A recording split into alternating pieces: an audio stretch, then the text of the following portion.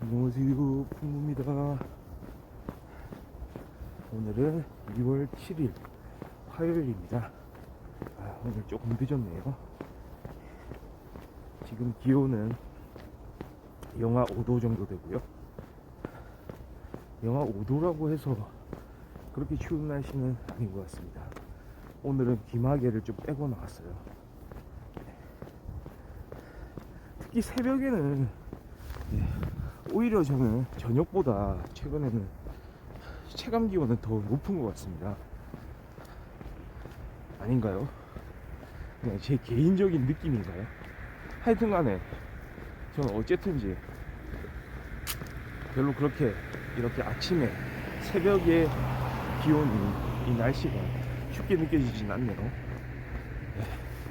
별로 안 춥습니다. 바람이 좀 잠잠한 편이고요. 오늘 낮 기온은 10도 정도까지, 영상 10도까지 올라갔다고 합니다. 다만 미세먼지가 나쁨이고 초미세먼지도 나쁨입니다. 그래서 약간 호흡기 쪽에 좀 어려움이 있으신 분은 오늘은 가급적 외출을 좀 삼가는 게 좋지 않을까, 그런 생각이 좀 들고요.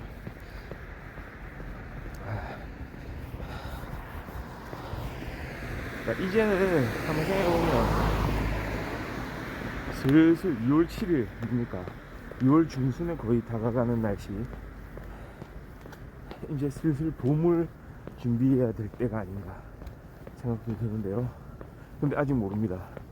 또 남아있는 한파가 또 몰아닥칠지 모릅니다. 그렇기 때문에 조금만 주의를 더 기울여야 되겠죠. 아마 봄은 금방 올 것 같긴 한데 그렇습니다. 오늘은 제가 또 좀 관심이 가는 뉴스가 또 있더라고요. 그래서 좀 확인을 해봤는데요. 어떤 택시 기사를 하는 분이 겪었던 일입니다.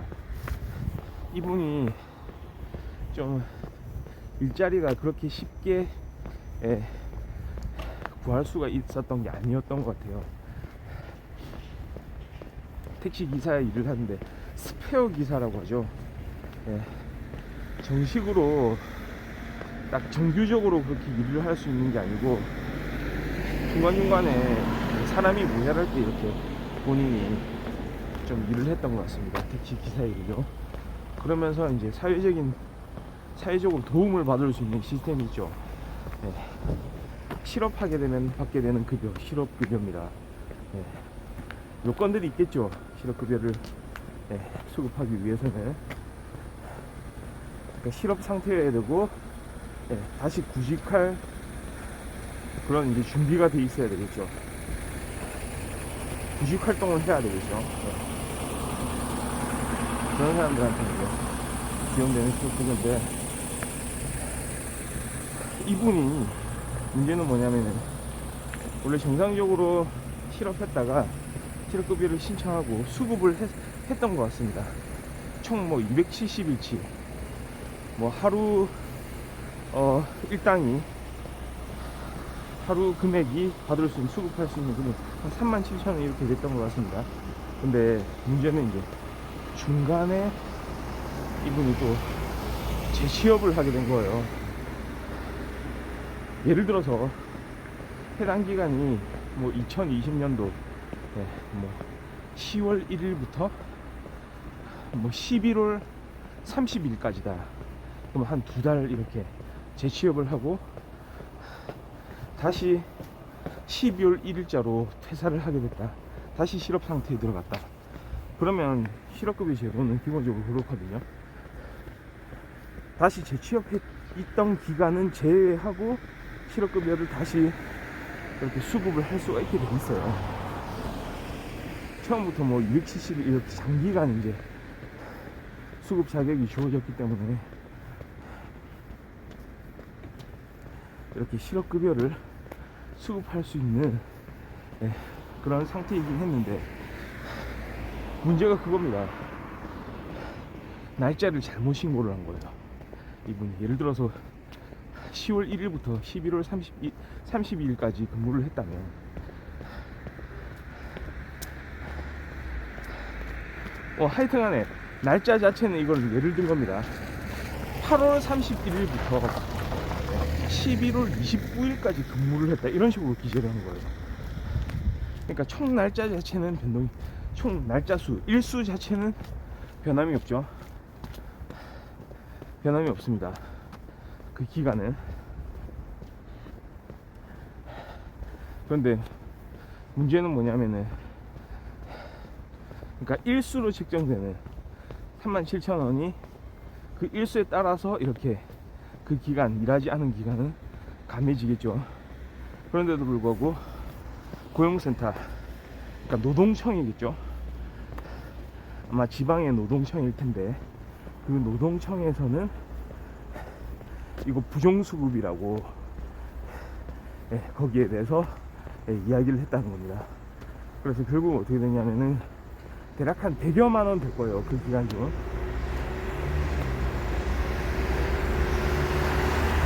100여만 원이 아니네요. 그러니까 예를 들어서 제가 설정한 그 기간은 한 200만 원이 넘겠죠. 근데 아마도 기간 자체가 한 달 정도 됐던 것 같습니다. 그래서 100여만 원을 다시 환수를 해버리는 거죠. 환수. 다시 이거를 토해내라 해서 다시 환수를 해가고, 그 기간 중에 문제가 없었던 하루가 있었다고 하네요. 그 기간에 대한 실업급여만 지급을 했다고 합니다.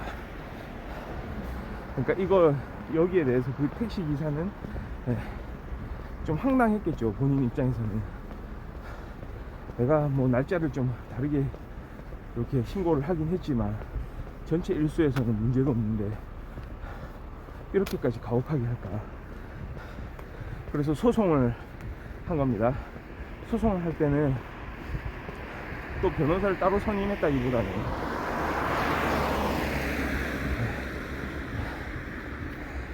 그렇게 이제 지원을 해주는 국선 변호사가 있죠. 국선 변호사의 도움을 아마 받았던 것 같습니다. 그래서 서울행정법원에서 결국은 판결이 났는데요, 이게 1심 판결일 겁니다.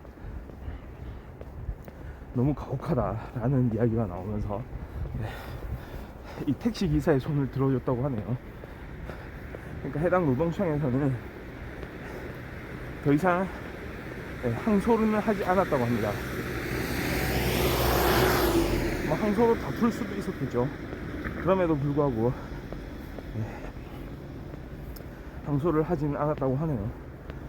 그러니까 좀 어느 정도 납득이 가는 거죠.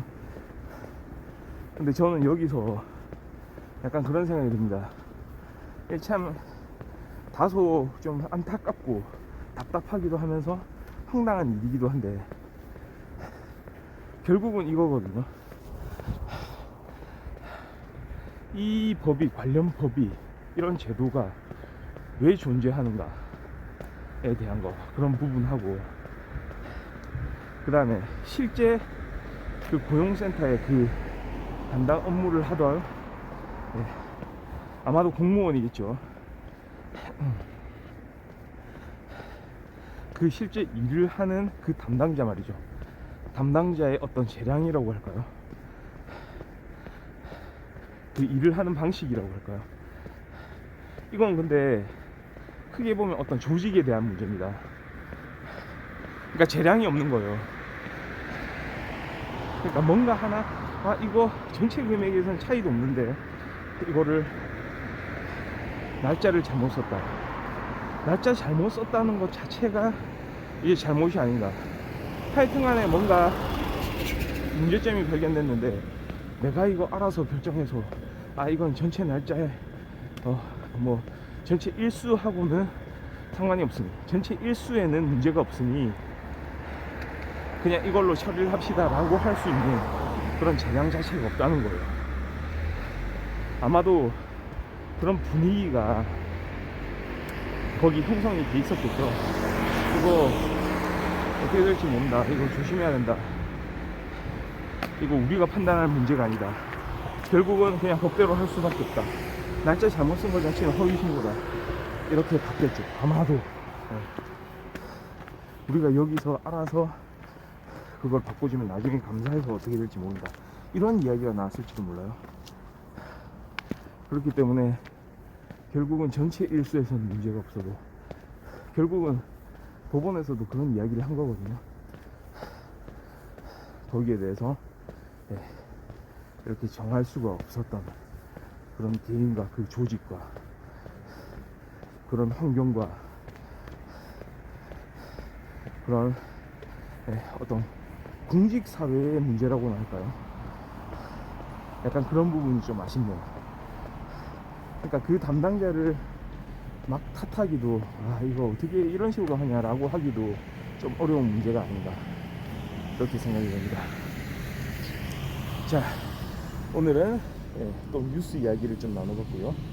자, 저는 내일 또 좋은 모습으로 좀 더 일찍 나올 수 있도록 하겠습니다. 네, 감사합니다. 에이.